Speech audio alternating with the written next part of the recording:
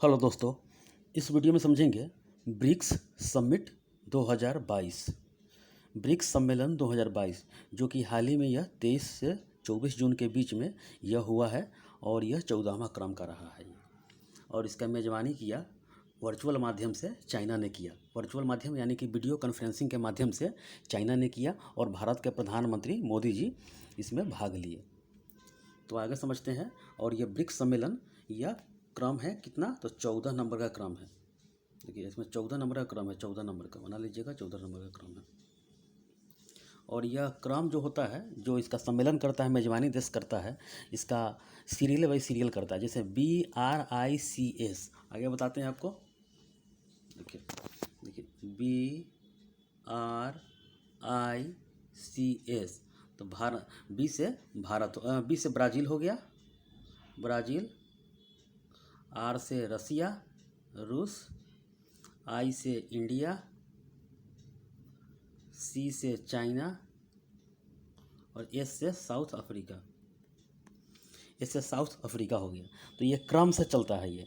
तो बी से यानी कि जो 2021 वाला हुआ था, भारत ने किया था आई से इंडिया, और सी चाइना 2022 में हो गया, और 2023 में जो दक्षिण अफ्रीका प्रस्ताव किया है, तो दक्षिण अफ्रीका को दिया जाएगा 15वां सम्मेलन 2023 वाला। ये समझ गए। अब आगे समझते हैं। देखिए ब्रिक्स सम्मेलन 2022 समिट है, ये 2022 का है, 14वां क्रम का है। तो याद करके रखिएगा सिर्फ कि यह 14वां क्रम का है और ये इसका मेजबानी देश चाइना ने किया और वर्चुअल माध्यम से यह किया। और 23-24 जून के बीच में यह सम्मेलन हुआ और भारत के प्रधानमंत्री मोदी जी इसमें हिस्सा लिए वीडियो कॉन्फ्रेंसिंग के माध्यम से। और इसका अध्यक्षता जो किया शी जिनपिंग, वर्चुअल माध्यम से चाइना के राष्ट्रपति शी जिनपिंग ने वर्चुअल माध्यम से यह हिस्सा यानी कि जो अध्यक्षता की, यानी कि अध्यक्ष रहे ये। इससे पहले 13वां जो हुआ है भारत में हुआ है, इसका मेजबानी देश भारत रहा और भारत में अब तक 3 बार यह हो चुका है। करंट सेशन में क्वेश्चन बन सकता है स्टैटिक जीके में कि भारत में अब तक ब्रिक्स सम्मेलन कितनी बार हुआ है, तो 3 बार। और इसका स्थापना जो हुआ है 2009 में हुआ है और मेजबानी देश प्रथम रसिया ने किया था। आगे समझते हैं।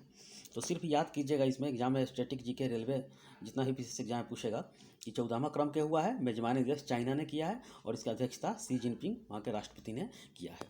अब आगे समझते हैं। देखिए और 2023 वाला दक्षिण अफ्रीका ये करेगा। देखिए प्रथम सम्मेलन 2009 में हुआ था। प्रथम सम्मेलन 2009 में हुआ था। इसका सम्मेलन का जो अवधारणा लिया गोल्डमैन सैच के एक अर्थशास्त्री थे जिम ओ, उनके लेख में ये उनका लेख का नाम था the world's needs better economic BRIC में चर्चा किया गया था कि भविष्य में 5 देशों का यह ग्रुप होगा और उभरती हुई अर्थव्यवस्थाओं का देश होगा, जो कि दुनिया की वैश्विक आबादी का 41%, दुनिया की आबादी का 41%, वैश्विक सकल घरेलू उत्पाद का 24% और वैश्विक व्यापार का 16% भाग प्रतिनिधित्व करेगा ये। तो ये 5 देश मिलकर इसका संकल्पना किया गया था, जो गोल्डमैन सच व्यक्ति थे, और यह सफल हो गया ये। और इसका ब्रिक्स का जो स्थापना पूछेगा तो 2006 में इसका स्थापना हुआ था, 2006 में। आगे और बताते हैं इसके बारे में, उद्देश्य क्या है, इसमें चर्चा क्या हुआ। देखिए प्रथम जो सम्मेलन हुआ था, ये एग्जाम की दृष्टि से इतना तक समझ लीजिए पहले कि प्रथम सम्मेलन 2009 में हुआ था, इसका मेजबानी देश रसिया ने किया था, ये तो याद ही रहना चाहिए। ब्रिक्स यानी कि जो ब्रिक्स की स्थापना हुआ था 2006 में हुआ था और इसके सदस्य देशों की संख्या 5 है। कौन कौन है 5? तो BRICS, बी से ब्राज़ील, आर से रसिया, आई से इंडिया, सी से चाइना और एस से साउथ अफ्रीका, यानी कि 5 सदस्य देश है इसमें। देखिए ब्राज़ील, रसिया, भारत, चाइना और दक्षिण अफ्रीका। 2010 में यह जुड़ा। पहले ब्रिक था, BRIC था, एस नहीं लगा था, ब्रिक था। 2010 में साउथ अफ्रीका जुड़ गया तो ब्रिक्स हो गया। और इसका मुख्यालय कहाँ है? तो चाइना में है, यानी कि शंघाई शहर में। यह चीन के शंघाई शहर में मुख्यालय इसका है। और मैंने बताया है कि एग्जाम में एक एग्जाम पूछा गया था, ब्रिक्स की चर्चा किसने किया था पहली बार? तो गोल्डमैन सैच के अर्थशास्त्री जिम ओ लेख the world needs better economic BRICS में चर्चा किया था। ये चर्चा के विषय में ये पूछा तो एग्जाम में इसे दीजिएगा। तो गोल्डमैन सच के अर्थशास्त्री जिम ओ लेख ने ये समझ गए। अब आगे समझते हैं। देखिए इसमें क्या है कि इसमें चर्चा जो हुआ, आतंकवाद पर चर्चा होता है, व्यापार पर, स्वास्थ्य पर, चिकित्सा पर, पर्यावरण पर, विज्ञान तकनीकी कैसे आगे बढ़ाया जाए, कोविड महामारी को कैसे निपटा जाए, और जैसे व्यावसायिक शिक्षा के बारे में चर्चा होता है, आतंकवाद को कैसे ख़त्म किया जाए, इन देशों के बीच में कैसे व्यापार हो, दुनिया के देशों में कैसे शांति बनाए रखें, इस सब के बारे में यह चर्चा होता है और प्रतिवर्ष इसी पर आधारित होता है। लेकिन कोई ना, जो ये है देखिए, जो चाइना है ये तो उसके देश में कीड़ा मकोड़ा चींटी से लेके जो चीज़ मिले वो वो खा जाएगा। देखिए ये जो प्रकृति का रक्षक बोला जाता है यूकोलिप्टस को, लेकिन ये आदमी का सफाया करने के लिए लगा हुआ है। ये कीड़े मकोड़े खाकर आदमी का सफाया कर देगा। यूकोलिप्टस तो कीड़े मकोड़े खा के रहता है, लेकिन ये चाइना जो है आदमी का सफाया करने पर भिड़ा हुआ है। यानी कि जो चीज़ जैसे में मानव के लिए जो खाने की चीज़ है वही खा सकता है, लेकिन ये कीड़े मकोड़े चींटी चारा जो भी होता है, कुत्ता सहित यानी कि सांप सहित, वो सांप पाला जाता है, कुछ भी खा लेगा ये। और दुनिया के देशों में तबाही मचाने के लिए नंबर 1 स्थान रखता है। हर जगह कहीं ना कहीं ये चर्चा में रहता है इसका है। तो ब्रिक्स में 5 देश है, लेकिन ये धीरे धीरे ये इन देशों के देखिए, जैसे साउथ अफ्रीका, तो यहाँ से व्यापार करने में कोई दिक्कत नहीं है। चाइना से भारत का व्यापार बहुत ज़्यादा है, सबसे नंबर 1 यही है। लेकिन चाइना का सामान 2 ही दिन में, इसका कोई गारंटी नहीं रहेगा कि कब टूट जाए कब फूट जाए, इसका कोई गारंटी नहीं है। लेकिन दक्षिण अफ्रीका से व्यापार होता है, ब्राज़ील से होता है, जिसमें वहाँ से भारत में जो कॉफ़ी होता है तो सेंटोस बंदरगाह से वहाँ भी होता है, ब्राज़ील से होता है, रसिया से बहुत ज़्यादा भारत का गहरी दोस्ती है। ये सब के देश के बीच में व्यापार होता है। लेकिन चाइना के साथ इस पर कब धोखा किसको दे दे कौन नहीं जानता है। ये सब जानता है कि भारत में चाइना के बीच में जो लद्दाख वाला क्षेत्र है 10% यह हिस्सा भारत का ले लिया है। 1674 किलोमीटर यह ले लिया है ऑक्साइड चीन के बारे में। तो ये सब अलग मुद्दा है। तो पहले समझ लीजिए ब्रिक्स सम्मेलन के बारे में, ये याद इतना रखिएगा कि ये 14वां क्रम का हुआ है और 24 जून के बीच में हुआ है और मेजबानी देश चाइना ने किया है।